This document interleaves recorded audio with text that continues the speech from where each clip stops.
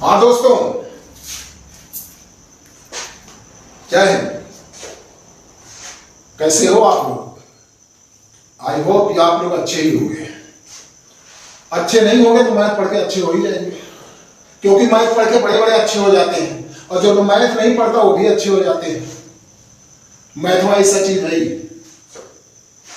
जो पढ़े उसका भी भला, जो ना पढ़े उसका तो पूरा भला। खैर, आज मैं भला करने की कोशिश करता हूँ कि तुम लोग का कैसे भला हो सकता है मैथ में। मैथ तो एक ऐसा सब्जेक्ट है कि शायद हर एक कंपटीशन में उसका रोल रहता ही है।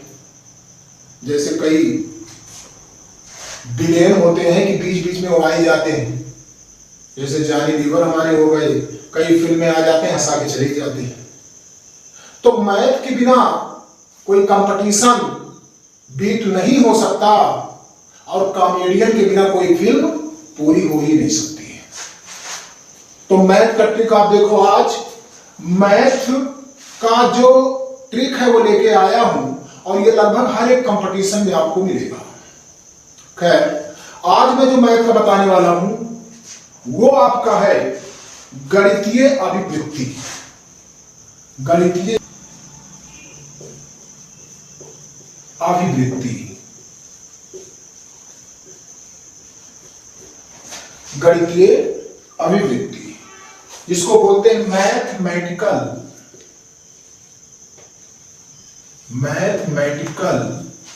Aptitude. Mathematical aptitude, mathematical aptitude में फर्स्ट है अनुपात एवं समानुपात। अनुपात एवं समानुपात, रेशियो एंड प्रोपोर्शन। अकाउंट्स के क्लास आप लेते हो तो भी आपको रेशियो कैलकुलेट करना पड़ता है, और कंपटीशन की क्लास लेते हो उस समय भी रेशियो कैलकुलेट करना पड़ता है। पार्टनरशिप एक ऐसा चैप्टर है फाइनेंशियल अकाउंट में, उसमें भी रेशियो कैलकुलेट करना पड़ता है। रेशियो और समानुपात है क्या? अनुपात क्या है? अनुपात दो सजातीयों राशि, जो दो सजातीय हैं उनका एक दूसरे का कितनी गुनी है, एक दूसरे वाली मतलब एक दूसरे की कितनी गुनी है। दो समानुपात राशि, दो सजातीय राशियां जो एक दूसरे की कितनी गुनी है।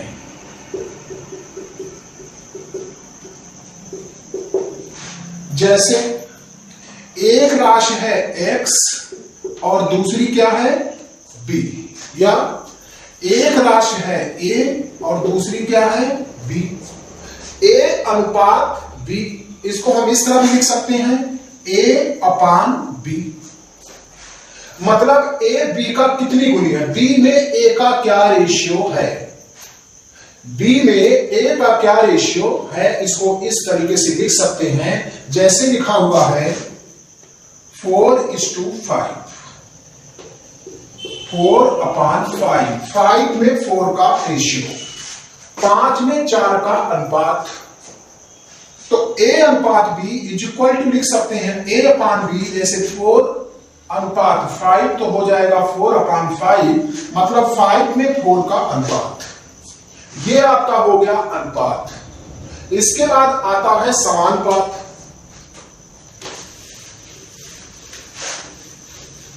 समानुपात, समानुपात प्रोपोर्शन, प्रोपोर्शन, प्रोपोर्शन में 4 राशियां होंगी। प्रोपोर्शन में 4 राशियां होंगी, 2 राशियां और 2 राशियां। जैसे a अनुपात b समानुपात c अनुपात d। a अनुपात बी और समानुपात डी अपान डी अनुपात डी, सी अनुपात डी, मतलब ए अपान बी बराबर सी अपान डी। ए अनुपात बी बराबर होगा सी अनुपात डी, ए बटा बी बराबर सी बटा डी, ए अपान बी बराबर सी अपान डी। मतलब जैसे मान लीजिए आप यहां 4 है अपान 2 काट के कितना आता है 2 इज इक्वल टू कितना होगा 8 अपान 4, दोनों बराबर होगी। 4 को 2 से 4 को 2 से भाग देंगे तो आएगा कितना 2, और 8 को 4 से भाग देंगे तो आएगा कितना 2 आएगा, दोनों बराबर। तो 2 बराबर कितना हो गया 2 हो गया, बिल्कुल आसान है। आप देखिए समझिए, ये रेशियो आपने निकाल लिया, अनुपात निकाल लिया, यहां पे एक अनुपात दूसरा अनुपात मतलब समानुपात। समानुपात का मतलब ये अनुपात इस अनुपात के बराबर है, मतलब ए अनुपात बी बराबर सी अनुपात डी, ये इसके बराबर होगा। ए अपान बी, ए बटा बी बराबर सी बटा डी। अगर a है 4, b है 2 तो हो जाता है 2, और c है 8, b है 4 तो हो जाता है 2, मतलब ये इसके बराबर होना चाहिए। ओके, इसको इस तरह भी हम मेंशन कर सकते हैं। देखो मेरे दोस्तों, मैथ को आप एकदम आसान समझिए, मैथ को बिल्कुल फ्री माइंड होके आप पढ़िए। जैसे फ्री माइंड होके पढ़ाना है वैसे फ्री माइंड होके पढ़िए। बात होती जिसको बोलते हैं मन की बात। आंख से देखते हो, कान से सुनते हो, मुंह से बोलते हो। अब आप कोई चीज देख रहे हो तो कोई जरूरी नहीं है आप चीज कोई बोल रहे हो। किसी चीज को देख रहे हो तो इसका मतलब नहीं कि मन उसी में आपका लगा है। हो सकता आप देख रहे हो सामने और मन लगा कहीं और। तो मन की बात होती, मन कहां लगा है आपका। अगर मन आपने लगा लिया पढ़ने में, मन लगा लिया मैथ में, मन लगा लिया मुझे कंपटीशन बीट करना है, मन, तो मन जब लग गया तो तन तो अपने आप काम करेगा। और जब तन नहीं लगेगा और तन लगा हुआ है लेकिन मन नहीं लगा तो तन तो थक ही जाएगा। आप पूरी रात मन लगाए रहो, तन पे कोई इफेक्ट नहीं पड़ेगा। अरे तन तो बना हुआ है, तन में कोई इफेक्ट नहीं पड़ेगा, तो मैं थक गया। अरे थक नहीं गए, आपका मन ही नहीं लगा। जब मन नहीं लगेगा तो आप थक ही जाओगे, और मन लगा जो थकेगा है नहीं इंसान। तो आगे बढ़ते देखते हैं। ए अनुपात बी बराबर होगा सी अनुपात डी। बिल्कुल आसान समझिए कि आज के बाद अनुपात और समानुपात में कोई समस्या ना आई। देखिए अनुपात क्या हुआ, अनुपात हुआ दो राशियों का एक दूसरे में अनुपात, मतलब एक राशि दूसरे राशि की कितनी गुनी है। और समानुपात हो गया कि एक राशि दूसरे की कितनी है और तीसरी और चौथी भी कितनी है, दोनों इसके बराबर है कि नहीं। जैसे इसको इस तरह भी लिख सकते हैं, ए अपान बी, ए अपान बी बराबर सी अपान डी। ए अपान बी बराबर सी अपान डी, या क्रॉस मल्टीपल ए अपान बी बराबर सी अपान डी। ए अपान बी बराबर सी अपान डी। इसको क्रॉस मल्टी मतलब ए को मल्टीप्लाई करेंगे डी से और सी को मल्टीप्लाई करेंगे डी से। मीन्स ये आपकी फर्स्ट है, पहली गुणे कर देंगे आपकी दूसरी, और फिर बराबर करके कर देंगे पहली, तीसरी और चौथी। जैसे ए पहली वाली को मल्टीप्लाई करेंगे लास्ट वाली से और दूसरी वाली को मल्टीप्लाई करेंगे तीसरे वाली से। इस तरह से ए मल्टीप्लाई डी बराबर बी मल्टीप्लाई सी। ये दोनों भी इसके बराबर होंगी।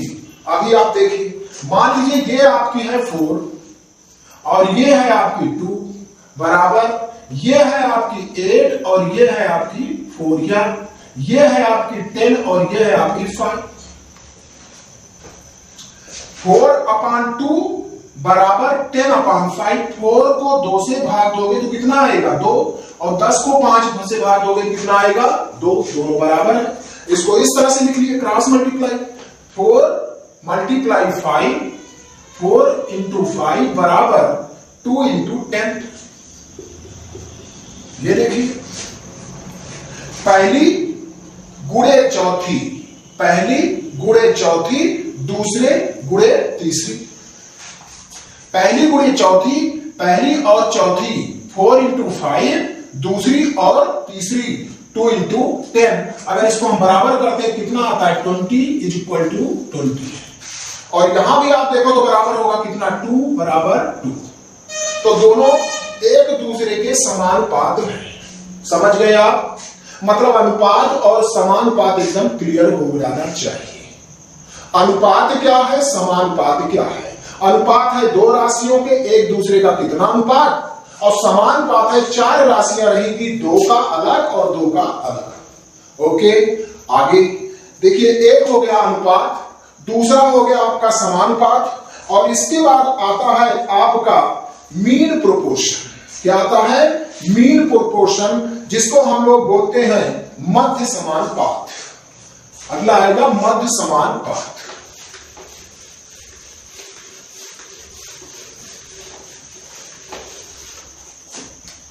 मध्य समानुपात, मीन प्रोपोर्शन, मध्य समानुपात। अब मध्य समानुपात में थोड़ा सा अंतर होगा। जैसे आपने अभी पढ़ा समानुपात, तो समानुपात में होता है A/B बराबर C/D, या इसको इस तरह से लिख सकते हैं A/B समानुपात C/D, C/D।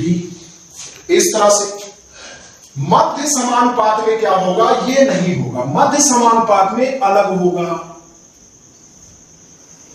मध्य समानुपात में थोड़ा सा चेंज होगा। मध्य समानुपात में इस तरह से होगा कि A अनुपात मान लीजिए X, तो समानुपात X/B, मतलब ये दोनों बराबर होंगे। A/X समानुपात X/B, ये दोनों बीच का बराबर होगा। मतलब मध्य समानुपात में दोनों एक दूसरे के क्या होती हैं, बराबर होती हैं। जैसे इसको इस तरह लिखेंगे A/X बराबर X/B, X/B। अब इसको क्रॉस मल्टीप्लाई करते हैं तो हो जाता है X मल्टीप्लाई X ये, और A multiply B, A multiply B। A को B से किया, X को X से किया। इसको इस तरह भी लिख सकते हैं X मल्टीप्लाई X बराबर X², X multiply into X into X बराबर X² हो जाएगा AB। कितना हो जाएगा AB, मतलब X² is equal to AB। इसको इस तरह भी मेंशन कर सकते हैं X बराबर √AB। तो ये आपको याद रखना है, ये होगा मध्य समानुपात, मीन प्रोपोर्शन।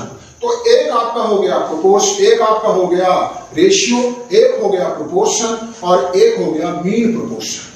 अनुपात, समानुपात और मध्य समानुपात। इससे क्वेश्चन कंपटीशन के एग्जाम में आते हैं, और आगे के जो एग्जाम होते हैं जैसे नेट वगैरह का जो एग्जाम होता है उसमें भी मैथ के आते हैं, टीसीटी में भी आते हैं, पीजीटी में भी आते हैं। लगभग हर एक जो एग्जाम कंपटीशन का होता है इससे क्वेश्चन आते हैं। अब मैं आपको एक क्वेश्चन बताता हूं, उसके थ्रू समझाता हूं कैसे आप सॉल्व कर सकते हैं।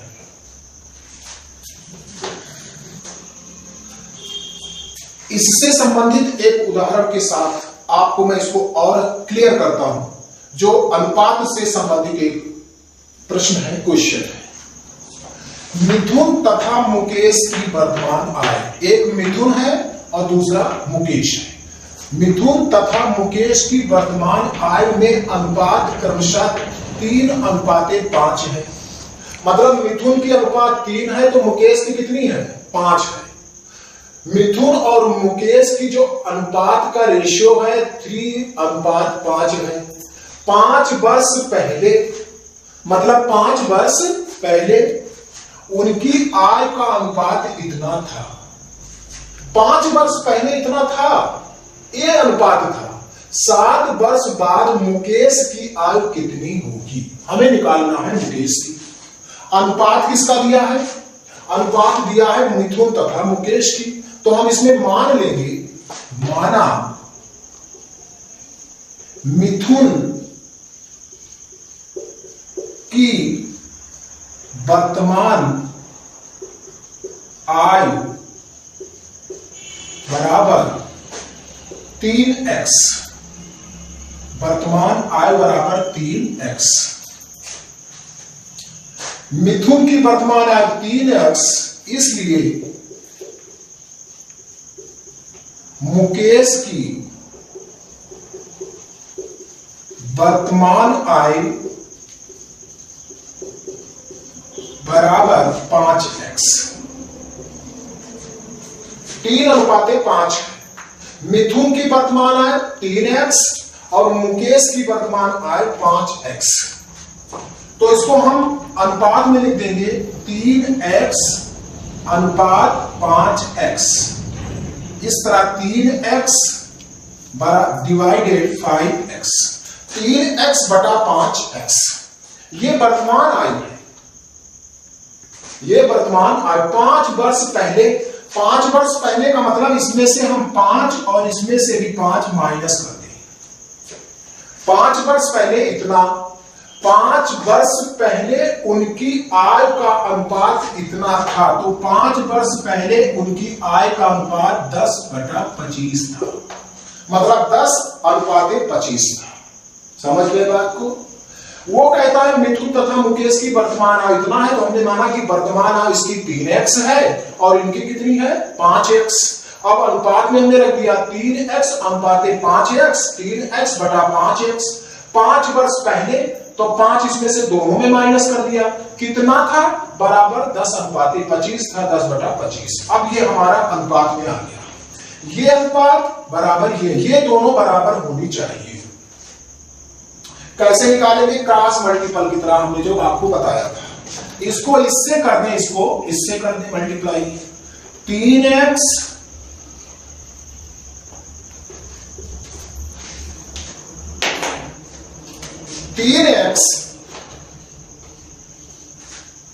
-5 मतलब 3x -5